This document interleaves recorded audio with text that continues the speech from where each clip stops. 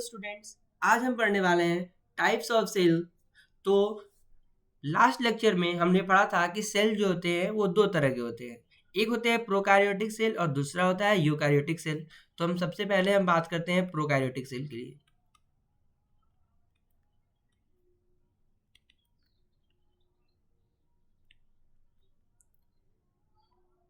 Okay, तो prokaryotic cell क्या होते हैं? तो प्रोकैरियोटिक सेल वो सेल होता है जो सिंपल सेल हो। ठीक है, सिंपल सेल हो, उसके अंदर कोई जो है ट्रू न्यूक्लियस ना हो, मेम्ब्रेन बाउंड ऑर्गेनेल्स ना हो, तो उसको हम लोग बोलेंगे लो प्रोकैरियोटिक सेल। तो कैसे होता है? यानी a cell, it is a simple cell that does not have a true nucleus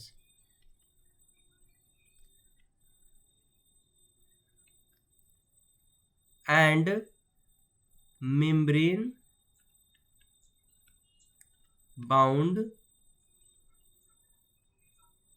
organelles।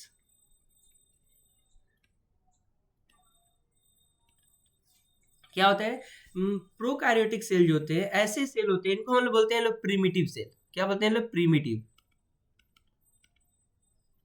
Primitive cell बोलिए या फिर हम बोलते हैं सिंपल सेल बोलिए। तो ये सिंपल सेल होते हैं जिनके अंदर जो है कोई जो है वो ट्रू न्यूक्लियस नहीं होता है।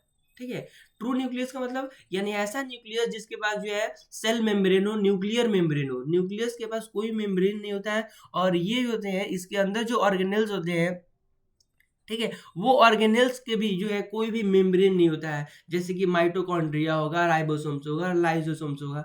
तो ये जो है इनके जो सेल्स ऑर्गेनेल्स होते हैं उनका कोई मेम्ब्रेन नहीं होता है। यानी हम बोल सकते हैं ऐसे सेल जिनका कोई ट्रू न्यूक्लियस नहीं हो, कोई न्यूक्लियर मेम्ब्रेन नहीं हो, कोई मेम्ब्रेन बाउंड ऑर्गेनेल्स ना हो, तो ऐसे सेल्स को हम लोग बोलते हैं लोग क्या?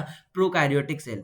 तो एग्जाम्पल के लिए बात करते हैं तो यार ये आप लोग जो है बैक्टीरिया को आप लोगों ने देखा होगा। तो बैक्टीरिया का जो सेल होता है तो उसमें कोई ट्रू न्यूक्लियस नहीं होता है।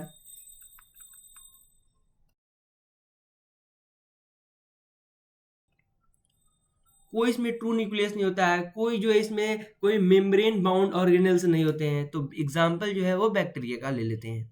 दूसरा बात करें तो दूसरा होता है यूकैरियोटिक सेल। तो यूकैरियोटिक सेल जो होते हैं ये जो होता है वो कॉम्प्लेक्स सेल होता है। क्या होता है? It is a complex cell.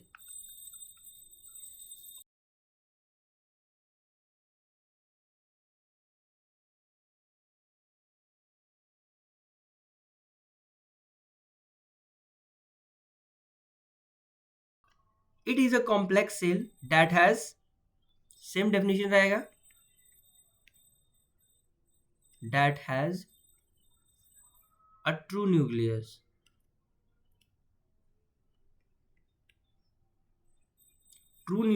and membrane bound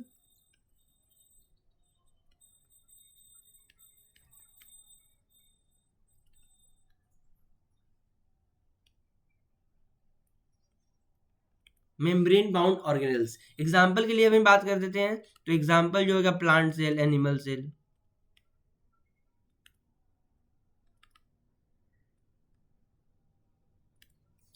तो ये एग्जाम्पल होंगे। यूकैरियोटिक सेल को हम लोग जो है कॉम्प्लेक्स सेल भी बोलते हैं लोग। तो कुछ हम डेफिनेट टेबुलर फॉर्म में डिफरेंसेस को हम लोग देख लेते हैं लोग।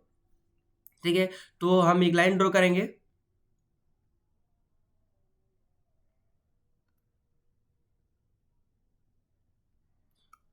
और वहां से जो है आपको बताने की कोशिश करेंगे डिफरेंसेस।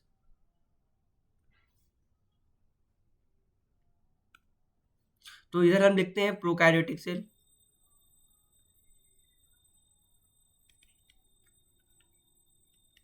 और इधर रहेगा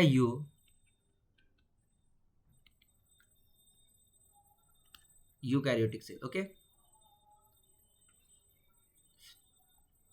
पहले हम बात करते हैं न्यूक्लियस को लेकर। तो जो होते हैं कोई भी इसमें नो ट्रू न्यूक्लियस लिखते हैं, नो ट्रू न्यूक्लियस। और ये क्या होगा? True nucleus.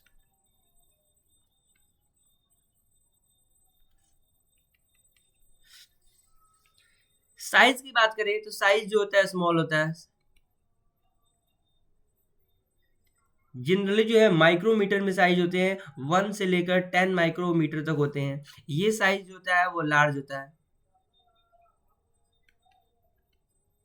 Size large size के होते हैं और ये जो होते हैं 10 से लेकर 100 माइक्रोमीटर तक होते हैं। बात करें हम लोग ऑर्गेनेल्स के लिए तो इसमें जो होते हैं मेम्ब्रेन बाउंड ऑर्गेनेल्स नहीं होते हैं, तो क्या हो जाएगा, नो मेम्ब्रेन बाउंड ऑर्गेनेल्स।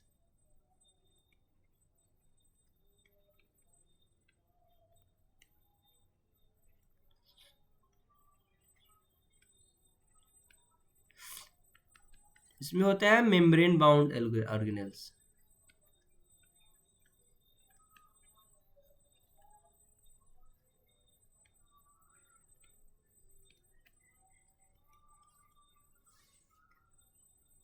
बात करते हैं हम लोग इस बार सेल डिवीजन के लिए, तो सेल डिवीजन जो होता है वो बाइनरी फिजन होता है। बाइनरी फिजन से जो है तो इसके सेल जो है डिवाइड होते हैं, और इसकी हम बात करें तो इसमें होता है क्या, मिटोसिस और मियोसिस।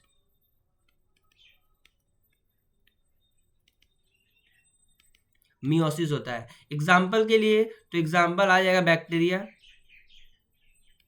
और इसमें एग्जाम्पल आ जाएगा क्या, प्लांट सेल या एनिमल सेल। तो ये था वीडियो जिसमें हमने डिटेल स्टडी किया है कि प्रोकैरियोटिक सेल क्या होते हैं, यूकैरियोटिक सेल्स क्या होते हैं। अगले लेक्चर में हम लोग जो है अगले चैप्टर्स को सेल न्यूक्लियस को लेकर आएंगे, सेल ऑर्गेनेल्स को लेकर आएंगे, और सभी सेल ऑर्गेनेल्स के फंक्शन को, स्ट्रक्चर को हम लोग देखेंगे।